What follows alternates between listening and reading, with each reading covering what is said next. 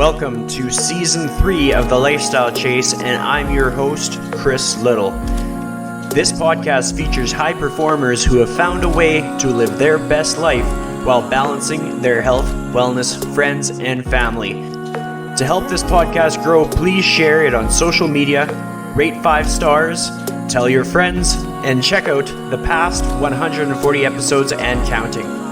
You can follow me on Instagram at Christian Little and at The Lifestyle Chase. Thanks for listening. Let's get started.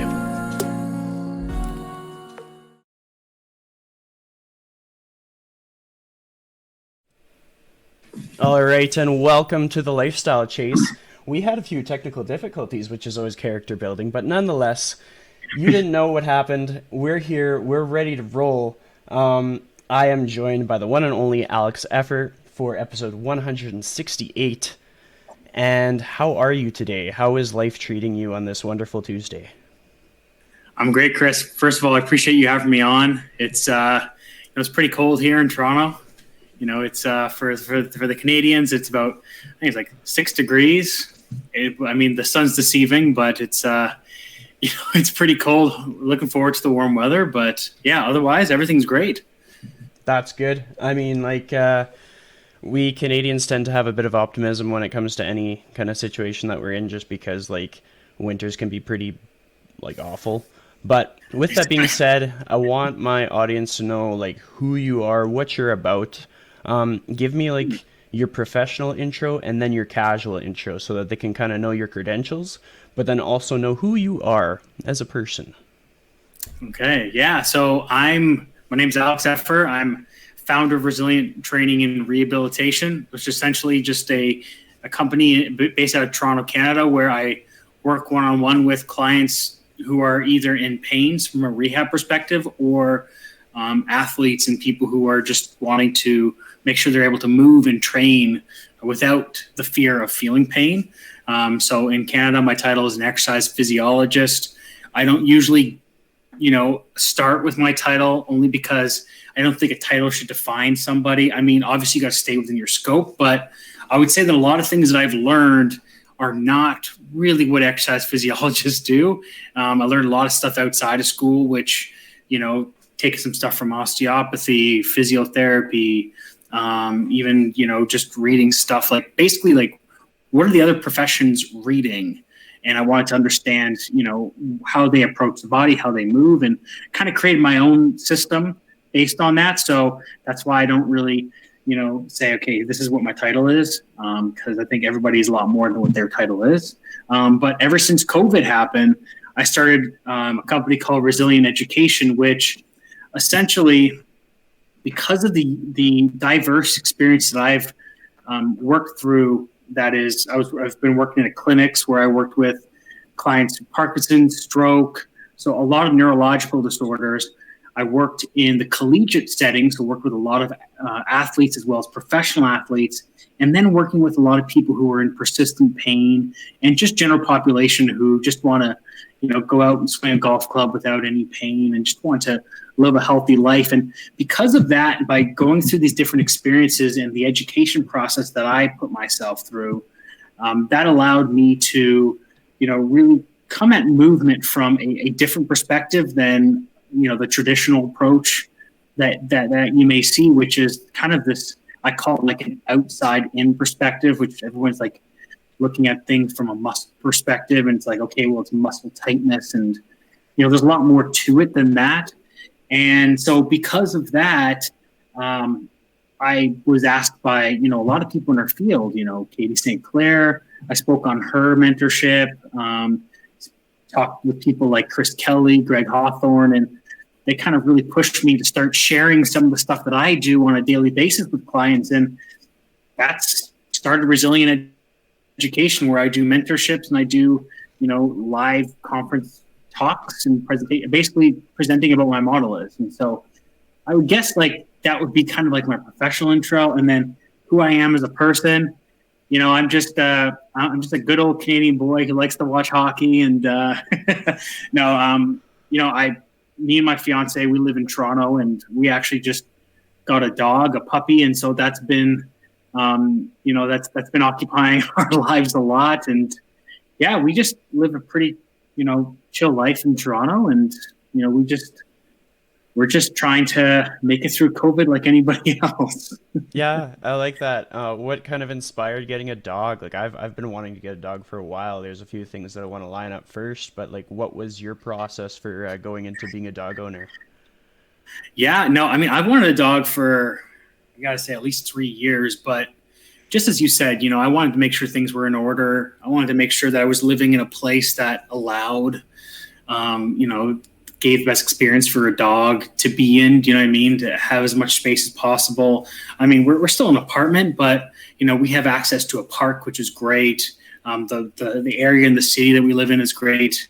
And we've together been wanting to adopt a dog for at least last 6 months. We've been talking about it, and we put our name down on a wait list. And the process right now, because getting a puppy is it's a hot commodity right now. So it took us a while to get the dog, and eventually we just we looked on Kijiji, and we found a couple breeders that we connected with, and we saw the dog, and yeah, we got it. And so we got it last Wednesday, and we had about 30 minutes of sleep on Wednesday. So Thursday was a recovery day, but other than that, it's I think it was just a change, because I think with COVID, it's very much, you can't travel, you can't do a lot of things. And so just something to spark our life a little bit. And, our plan anyway is to get married in the summer. And so if we get married in the summer, then it's kind of the best time to get a dog. I mean, you don't really want to, I would find it hard to start to have kids and then have a puppy at the same time, having 2 kids. So we thought that this was the right time for us. But yeah, the process is difficult right now because everybody wants a dog. Yeah, well, I mean, like, I love how you answered that, because it's just like it's the same amount of like deep thinking that I'd go through with a process like that, and just like having to consider all of the things that go with that. However, I'm gonna throw a curveball at you. There's something that I do with guests often to kind of like get to know them a bit more and give a bit more of their backstory. Let's go in the time machine, take you to grade 10. What was your life like when you were in grade 10? Grade 10. Well, I was playing, so grade 10, I was playing a lot of competitive hockey. And it was actually, funny enough, I can't remember if it was grade 9 or grade 10, but I think it might have been grade 10, the beginning of grade 10, where I got my first pretty big injury in hockey. I was hit from behind. I went knee first into the boards, and that hit my knee into, that really messed up my knee quite a bit. And so that caused me to have to go to, physical therapy and, really start to understand like what the body was doing. But so that was kind of my first exposure to the field and my interest into the field. But I was playing competitive hockey. I was playing rugby. I was playing soccer. I think I really came into my own in grade 10. I mean, I was in grade 9. I was 5'2", right? And then in grade 10, the summer of grade 9 to grade 10, I shot up to 6 feet. And that made me pretty uncoordinated because I didn't know what to do with all these long limbs and stuff. So I guess my life was pretty occupied with hockey and all the other sports that I was playing. And my parents were pretty tough on me, which was great. And they really said, if you want to play all the sports, you have to get A's and B's as well, to make sure that I wasn't just, investing my time in sports and then not, investing in my future through getting good grades and stuff. But yeah, no, I played competitive hockey, but I was also on the chess team. That's awesome. Yeah, because you need to have a little bit of both, right? I mean, chess is great because it's strategic thinking and it's thinking 2 steps ahead. And my father growing up, he always believed in, like if you're going to play a sport, you need to play something that's also requires a lot of strategic thinking. And so chess was something that he taught us growing up. So I played competitive hockey. So I guess I was considered a jock, but I also played chess. And so I was kind of playing both ends of the spectrum a little bit. Well, I mean, growing up like that, you would have had to have like some structure, some boundaries, like to be an academic and an athlete. What did you have in place at that young age? I'm just imagining, like, let's say somebody that's like 16 pops onto this podcast and they're like, I want to be like Alex Effer when I grow up. What did you have in place to kind of uh, navigate those stepping stones? I know it's nobody's journey is perfect, but Yeah. what was your lifestyle like in that sense to maintain those kind of plans that you had for yourself? Well, it's funny because I never really. I know, like a lot of my friends in high school, in grade 10, grade 9, whatever, they were playing a lot of video games. Like Call of Duty was big back then. I mean, I played a lot of NHL, PlayStation, but even so, like I didn't play a lot of it. I always had the mindset that I always wanted to get outside and I always wanted to explore and do things. And so I guess I always had some type of creative mind, so to say, or a mind that was always searching for answers on different things and just exploring. And I kind of, I don't know why I did this, but I kind of had this, system in place where if I wanted to watch TV, then I had to do something productive first, almost to earn a right to do it. And for me, I was very interested in shows like Shark Tank and Dragon's Den and stuff like that, where, people who are entrepreneurs pitching their ideas to these people who are very successful, and just really listening to what these successful people said and like how they would communicate, how they would react. My father worked in the corporate world, and so he was exposed to a lot of people who were successful as well. And I don't mean success from a financial perspective. I mean, that was one aspect to it, but just successful in other parts of their life. Like they had family, they were able to do what they wanted to do when they wanted to do without feeling stressed. So I just watched them and observed them. But, I think the biggest thing was just being open-minded and absorbing information and listening to other people rather than walking around the world and thinking you know all the answers, because it's pretty naive to think that a 16-year-old, even somebody who graduates from university or us now, has all the answers. And so it's very important to listen to the people around you who are older than you. And I'm not saying that I guess I'm saying like listen to your elders and stuff, but I currently work with a lot of clients who are very successful in their own fields, and I still do the same thing. I just listen to what they say, how they say it, how they interact. I ask them what they're reading, just to get an idea of how they think and kind of what curbed them to be successful and to be intelligent or think the way that they do. But I guess if I were to sum it up, I would say, reading is one of the most invaluable things that you can do to improve yourself, because, there's one thing that I wanted to do was when I graduated from university and my post-grad, I was only 23 years old, right? And so I was working with people in a clinic who were much older than me, 50 and 60. And I always asked myself, why would they listen to a 23-year-old? And the only way to get people to think past your age is to speak with confidence and to actually know what you're doing, right? And so that's where reading books, that's where reading the people who are successful in your industry are important, so that you're able to, again, communicate, and people don't ask how old you are because they don't care, because you get results and you speak with a confidence, so they trust you. So reading's important. It's important to have fun at the right times, right? You want to play. Like, play is very important. I was playing street hockey every day in the summer. I was, playing tag and manhunt with the neighbors around the street. Like, it's very important to do that. But it's also important to, like, at that time, to play some video games, so that I was exposed to what the culture was at that time, so to say, right? So I wasn't just totally removed and isolated from it. So doing things at the right time is important, and being dynamic with what you do if you're watching TV, it's great to watch a show, but also, maybe something that's like intellectually stimulating as well, right? So, again, I think it was just I was always a curious mind, and I saw my parents both work the corporate world, and something I didn't want to do. I always wanted to work for myself, and luckily that's currently what I'm doing, because I was working in clinics and universities, and I decided that, there's a lot of clinics and universities that are just not run well from a business standpoint. And I just mean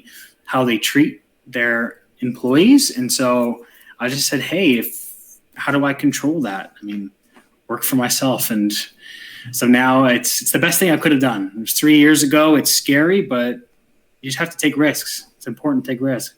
Absolutely. I mean, like, so much that you spoke to that I can either relate to or agree with, which, I mean, that makes me feel good about things. But then at the same time, there's things about your story that kind of get my attention, make me wonder, like, okay, like, how did you get through these things? How did you, like, it's easy to talk about it. It's tough to do it when it comes to staying on track with your education, when it comes to following through with goals or expectations that we have for ourselves. I think people can be very critical of themselves. So much can go on in their journey.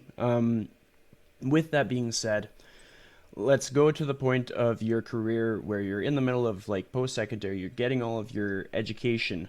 What were the 3 toughest things that you came across that might have stopped you in your tracks or challenged you the most? Like, if you can recall on 3 things that kind of stand out to you.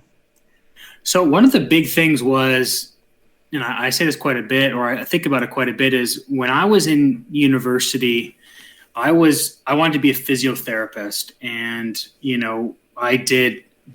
I'd say like I was reaching out to physiotherapy clinics that I was interested in. Essentially, like I saw some therapists who I really liked what they were doing in terms of who they were working with.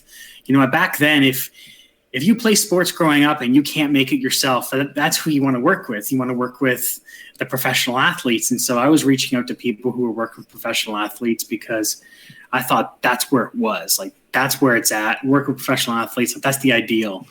And I was working at clinics, and I had some experiences where I was working with professional athletes in one room, and then a 90-year-old or an elderly person in another room, and they were getting the exact same cookie cutter program based on their injury. And I just didn't like that. I found that very boring. I didn't know enough to understand why it wasn't right. I just knew that if you have this person who is like the pinnacle of athletic or performance, and then you have somebody who doesn't matter if they reach overhead or not. I mean, it does from a movement standpoint, but do they need to produce high force up here? No. Why are they getting the same program? They're 2 totally different ages. They were 2 totally different genders as well, which was crazy. And so, and not that gender matters, but my point is that you have 2 totally different people you're looking at, and you always have to make things very individualistic. And sometimes that's difficult from if you're working with a group or you're working with, a bunch of athletes or something, but you can still modify things to a certain aspect. So I was kind of deterred from that a little bit. I took all these internships, and I felt like I was wasting my time because I just wasn't happy with my experiences. And, because of that, and the other thing too is I went to a university that was very tough to get good grades in, so much so that they would bell curve the class down if the grades got too high. And I just mean bell curve down. It's just if the average was too high, they would try to bring it down a little bit just so that they maintain some type of status within universities and stuff like that. And because of that, it was very hard to get into a master's into physical therapy. And so I kind of pivoted. I just said, well, like, what am I going to do? And I went to a university fair, and I saw a program that was a 1-year non-thesis program that allowed me to get my exercise physiology degree. And so that's where I kind of went. And I was just like, well, I don't know what to do with this, but it gets me, it gets me into a different type of environment. I was moving away from the city and to a smaller part of Ontario. And I really enjoyed it. It was really an experience for me to kind of develop as a person. But even still, even when I graduated from there, I didn't know what I wanted to do because that aspect, like I didn't want to really work in a big box gym. I'd been exposed to that because in order to get my certification, I had to do a certain amount of internship hours. So I interned at a big box gym and I really didn't like it. It just felt like I had to sell all the time. And I just, as a 22-year-old, 23-year-old kid, all I wanted to do was just work with people and train them. And I didn't like that aspect of it because I'd never really been taught how to sell or anything like that. And to me back then, like selling felt like I was being slimy in a sense. I was just like, okay, like, what you got to do is you got to look at everybody as like a dollar sign. And like, I didn't like that. I was more genuine. I felt like I was more genuine with it. And like, I don't want to tell somebody about a service that I didn't believe in myself. And so I didn't know what to do because I'm like, well, I don't want to be a physiotherapist because of my experience. However, I wish I kind of went through with it because I would have I understand the power of it now to, be able to do manual therapy and stuff like that. Like I understand that and it limits you less. So I kind of wish I went through with it. But at that age, I guess I was just a little bit too naive. And so that was one big thing. And then graduating from school, again, like not knowing what I wanted to do. So I just applied to anywhere I can get into. Applied an athlete training facility, clinic. I was working 3 jobs at one point, just trying to understand what I wanted to do with my career. So that was a big struggle for me. I'd tell you that's the second thing, not knowing what to do after school. And then, the third thing I would say was, I left a clinic that I was working at that I was comfortable with, but I felt like I was bored, like I didn't feel like I was progressing. And that's something that I always want. I always want to progress. I always want to feel like I'm learning new things. And so I try to seek out new jobs just for the learning opportunity. And so I quit that job with the intention of going to this other place. And I literally left within 4 days of going to this other place because, again, I just did not believe in the values that they were promoting. And so I decided to leave. And that was a big thing where I didn't have a job for 8 months. Instead, what I did is, I made a certain amount of money from working at the clinic, and I was paying Toronto rent, which is very expensive, mixed with me just saying, hey, I would rather wait and find a job that I value rather than just pick up some random job. And so I invested in my education. I took 8 months and I just studied. And I took like PRI, I took DNS, I took FRC, like I took everything because I'm like, I just want to learn this. And I think that was the third biggest struggle was, what am I going to do after I left this job? Is it worth leaving a job, not having one, not having income come in, or do I, just do the stuff that I don't believe in? And I just didn't believe in the values, so I decided to leave. And that was the third biggest thing. And then I would say the fourth hardest thing, if I were to do a fourth one in my career, which was leaving my last place to work on my own, because there's huge uncertainty working for yourself. But I'm so grateful that I had, amazing clients who were supporting me and who said, hey, like, if you're not happy, like, we'll still be your client. Don't worry about it. And it was amazing. It was, great support from my family. And so doing it was a lot less difficult, but it was still difficult, obviously, because of the uncertainty. Yeah, but life kind of sets us up to be in these difficult situations to force us to grow. Like, you don't get anywhere by being comfortable all the time, and it's kind of cliche, but it's like people need to understand that, like, if they're not very comfortable right now with where they're at in life, that's probably a good sign. Kind of means some Mm-hmm. good things are coming. Um, Mm-hmm.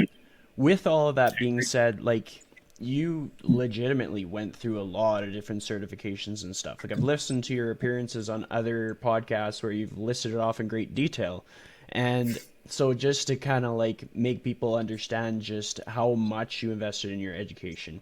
However, having said that, since you kind of like experience all the different things, like what do you do to decide on your next continuing education venture? Like for people out there that are trying to, they're seeing all these mentorships, they're seeing certifications, they're seeing all these different avenues, what is Mm-hmm. your compass to decide like what your next investment is going to be? Like how do you make those decisions?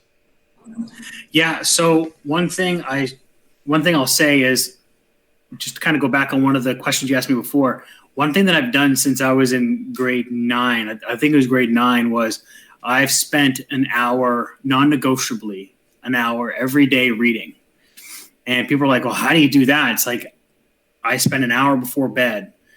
Every time I'm driving around, I'm listening to an audiobook. It's like, we have time. Like, so like I go to, in Toronto, when I'm not working online, I go to clients' houses. And so during that time, instead of listening to music, like I listen to an audiobook. But the other thing I would say is that COVID has been, terrible, obviously, but from a progression of the industry, it's pretty amazing. I mean, you see a lot of people who are coming out who've taken a bunch of certifications and courses, and they have different experiences and different learning, and they're presenting their model and how they work with people. And I wish that was more, accessible when I came out of school, because I had no idea where to start. I was just reading everything I could from anybody I could. And that caused some problems because I wasn't, I wasn't retaining the information because I wasn't applying it. It's like I would read something about nutrition, read something about this, something about rehab, something about the body, from all these different sources. And I eventually was like, what? Like, I'm not applying any of this. I'm not intaking. I'm not really retaining it. So how do I find a better way to retain it? And literally, I started reading books on how to learn. And I didn't read books about, human movement. I was reading books how to learn because it didn't make sense for me to learn about human movement if I didn't understand how to retain it. So I was reading books about neurology, psychology, and stuff like that so that I was able to understand how to learn. And so for me, it's just finding things that I'm not good at. And I'm always going to evolve my model. And that's exactly why I called my mentorship Evolve, is because I always want to improve. Like, I don't think that what I'm doing is right.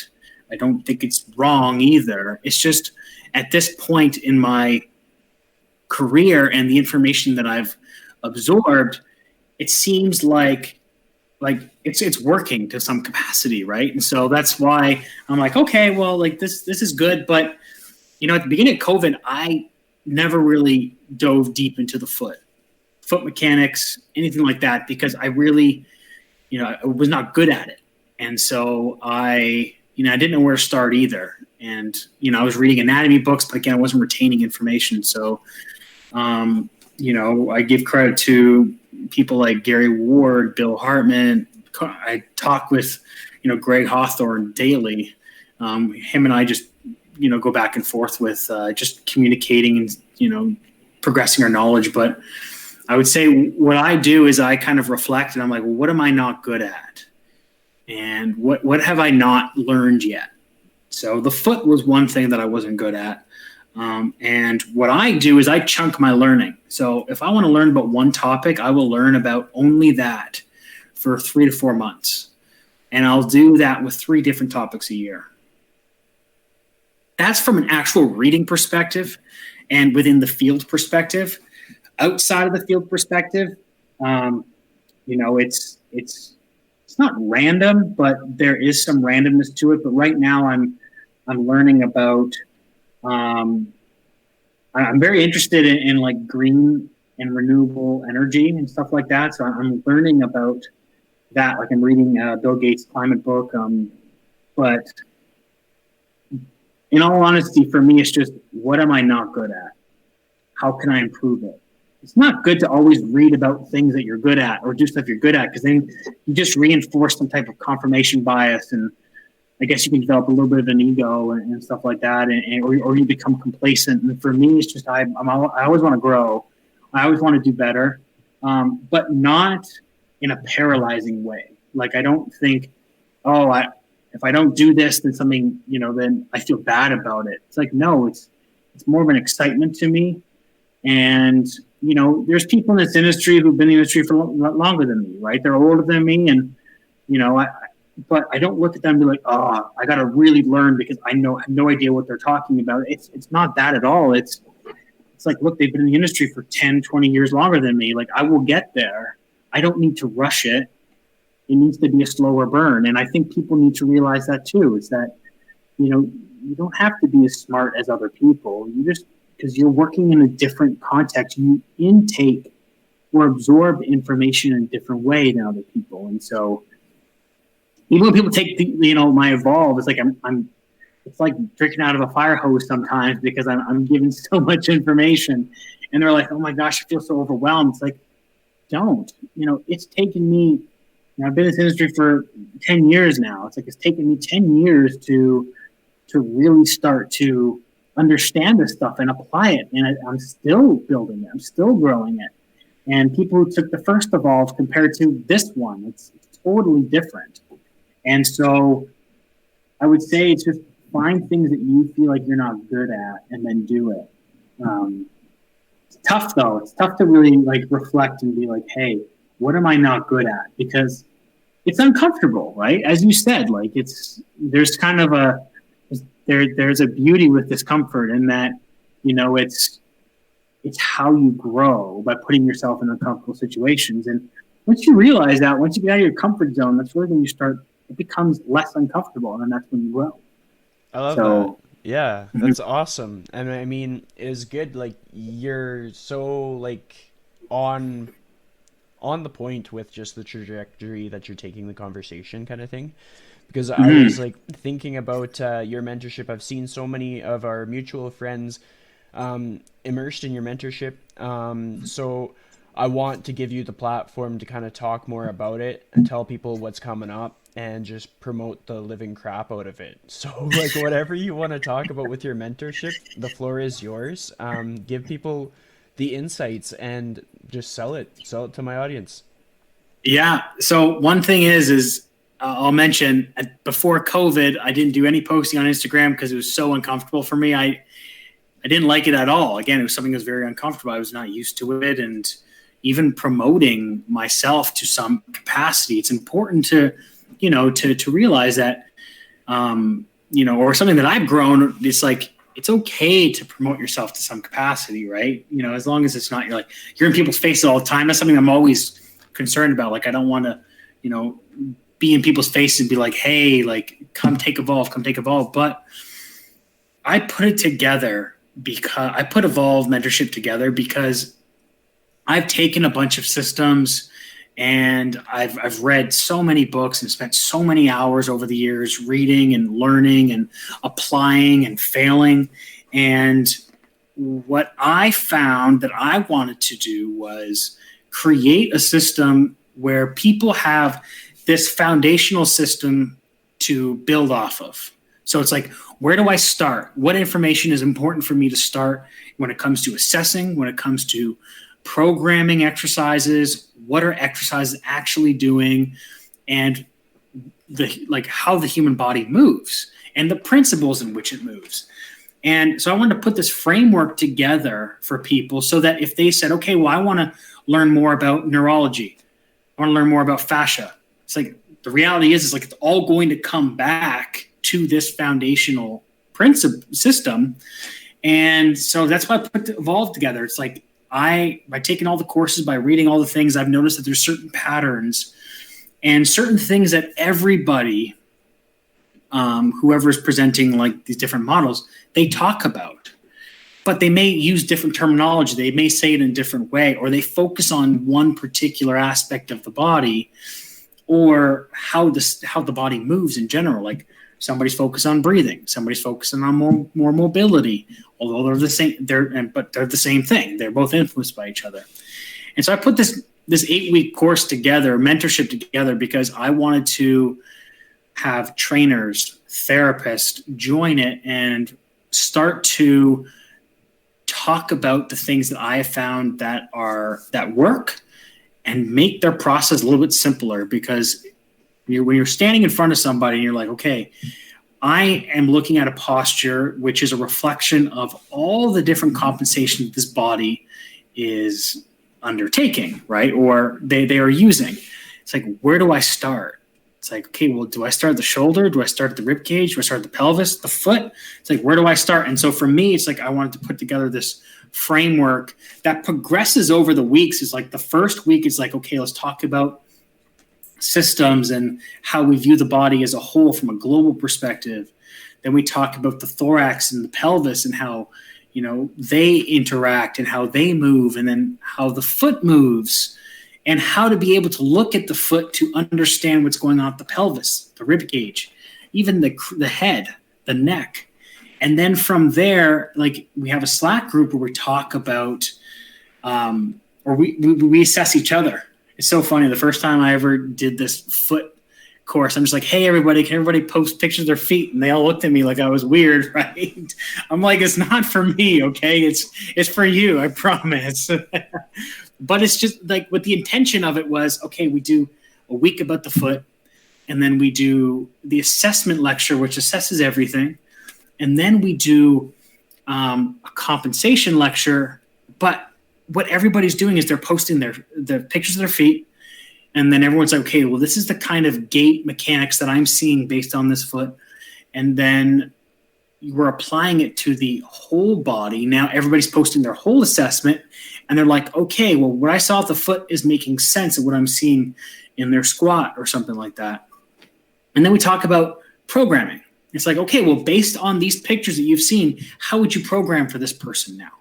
And so I wanted to create a system that structurally builds on top of each other, so that people gain the amount of as much rep as possible, so that when they leave the mentorship, that they have some experience already, because we don't have the benefit of being in person right now. And so I wanted to create a way to be able to do what we would do in person virtually. And so that's why I organized it that. But honestly, we have Pilates instructors, we have foot doctors like podiatrists, I have a couple dentists, I have personal trainers, strength conditioning coaches, physical therapists, chiros, osteos, like I have everything, because the reality is the title doesn't matter, because the principles are the same. The only thing that the title does is it allows you to do certain things that others can't, right? Like personal trainer shouldn't be putting their hands on people, but like a physical therapist should understand how to program exercises. And that was a big thing at the beginning of COVID. I had a lot of friends who were physical therapists who were now forced to go virtually. And they're like, well, how do I assess virtually? How do I now program exercise? Because I'm so used to the manual stuff. It's like, well, you got to be good at both. You have to understand the exercise stuff, just because you have to understand where this person is moving towards in their treatment. No different than a strength conditioning coach needs to understand how the body is influenced by load, by force, and stuff like that, and how it changes shape, and what thoracic rotation really is, because it's not T-spine. Do you know what I mean? So yeah, it's a way to have people who are trying to put together human movement, to give them a system that just makes it easier so they can assess, they know what they're seeing, and they know what exercise to pick based on that. That's awesome. So that's why I built the Evolve Mentorship, was to answer a lot of questions that I was getting from a lot of people taking the different systems that are out there and just not knowing what to do with it or how to apply it to their environment. And so, yeah, it's just like, these are the universal principles that all these different courses are teaching, but they're saying it different ways. And so like, how can I create this like foundational structure? So if they want to take these or reintroduce themselves to these courses, they're like, okay, well, I have this understanding of it, right? So if somebody is like, okay, that sounds pretty good, like what does it look like for them to connect with you and get signed up? When is the intake? What's the process like? Kind of paint a picture of their journey to kind of make it easier for them to pull the trigger on that big step of theirs. Yeah, so I have all the links in my profile at alex.effer, my last name. So all the links are in my bio there. You could also go to www.resilientrehab.com. It's all going to be there as well. And essentially when you sign up, you get access to, I've put about 6 or 7 hours worth of pre-recorded material, like videos, so that people can start to dive into some of the principles that we're going to talk about. I've also put together a few documents as kind of like cheat sheets to have by their side. So if they work with somebody, they have that right by their side, and they kind of can like start to use things right away.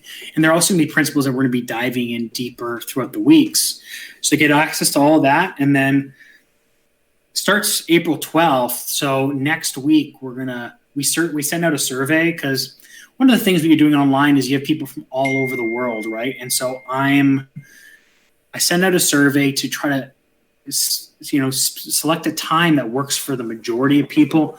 Obviously, it's difficult to do a time that works for everybody, but everything's recorded. So if they can't get access to this time, then it's recorded. But they also have the Slack group to ask any questions. So they get the survey, they get the 7+ hours of recording information, they get the additional reading content that I found to be very helpful. That's books, that's articles, that's documents that I've put together. And then as the weeks go on, they start to get access to the slides, the presentation. We do weekly Q&As as well, so people have questions about the content. And then we have, I think, like 5 guest speakers as well. So like, it's just a lot of information, which is great, because like I feel like when I was taking some of these courses and stuff, like the information, there was some great information, but like to hear it from, also to get guest speakers and to hear it from different people's perspectives and how they use similar systems in order to, in different environments, is very cool, right? Like last time we had Chris Kelly come on, and he was talking about how he uses the cranium, or how he uses the principles that we talked about below in the cranium. Because what happens is after you graduate from a Evolve, you get access to a continuing education platform called The Vault, where people who have graduated from Evolve, like we all continue the discussions. We do bi-weekly Q&As where we just talk about things and where we dive deeper into specific things. And that was one of the biggest conversations was, okay, how do I do stuff with the neck, the cranium? Because we've talked about everything below the shoulders. How does it look above the shoulders? And so it's really cool how things have grown. I definitely did not have it figured out, or put together anyway, the first time. But every time what I do is I get people to give me feedback, and because I really want to make it the best learning experience possible. And so I always adjust it. I always evolve it. And I always upgrade the information just in case I wasn't clear from some aspect, or somebody said, hey, like this wasn't really clear. Could you elaborate on it more? So I'll change the slide. I'll add more stuff. And I also get an understanding of who people are in the mentorship. And so like the Evolve mentorship in October, C3, we had a few professional people who worked in professional baseball. So I tailored a little bit more to baseball. This past one, I had a couple power lifters, so I tailored it a little more to powerlifting. And that's the cool thing about a system like this is that it doesn't matter what sport or where you're coming from. It's like it can be adjusted to anything because it's the foundational principles. So that's pretty much the process. If you go onto my website or you go onto my Instagram, you'll see all the information there. Yeah, and I mean, your Instagram handle will be on your, basically as you're speaking, if somebody's watching on YouTube, they'll see your Instagram handle, nice and straightforward, linked in the Perfect. bio. There's a couple Yeah. questions that I ask or challenge my guests with on each episode. The first one, this is an old classic. If you go back to the earlier episodes of the Lifestyle Chase, episodes like 1 through 100 or so, everybody's had to answer this. And it's if you could give one piece of advice to someone on how to live their life to the fullest in the most authentic way, what would that piece of advice be? Live their life to the fullest, most authentic way. That's a tough question. I mean, like, a lot of things come to mind, but like, if I were to say, I think one of the biggest things is I try to be as open as possible to all experiences. And, it's important to know when to say no, obviously. I'm not saying like do some stuff that is not, not ethical. But what I mean is like, it's important to experience, like go on a trip, put yourself in uncomfortable situations, because what you're going to do is you're going to understand where your limitations are and you're able to improve those limitations.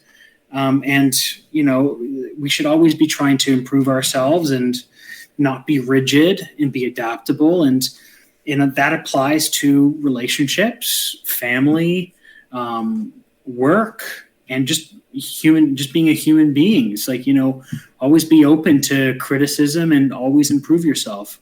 So I would say like reflecting on what you do and what you say and your process through life I think is very, very important to make sure that you're being as authentic as possible and you're not just going with the flow of things. Do you know what I mean?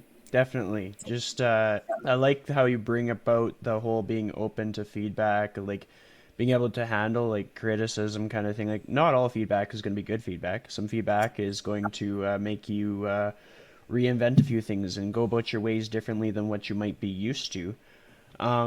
With that being said, into the next question that we have on the docket is if you were to give a challenge to the audience, what would that challenge be? It could be any challenge you want, and it can honestly be as complicated as you want or as simple as you want. But basically, you're going to say your challenge for the day is, and then just put it out into the universe. Easy. I would say like one of the biggest things that people don't do or say to me, they're like, well, because I always say, I've said forever, I've said, I always spend an hour a day of reading. An hour a day of reading. And it could be anything. Just start with something before bed. Put your phone down an hour before bed and just read a book and just be, totally integrated into that book.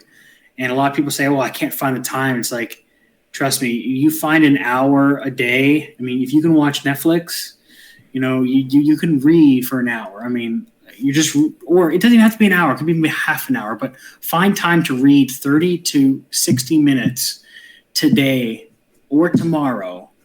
And then try to do that.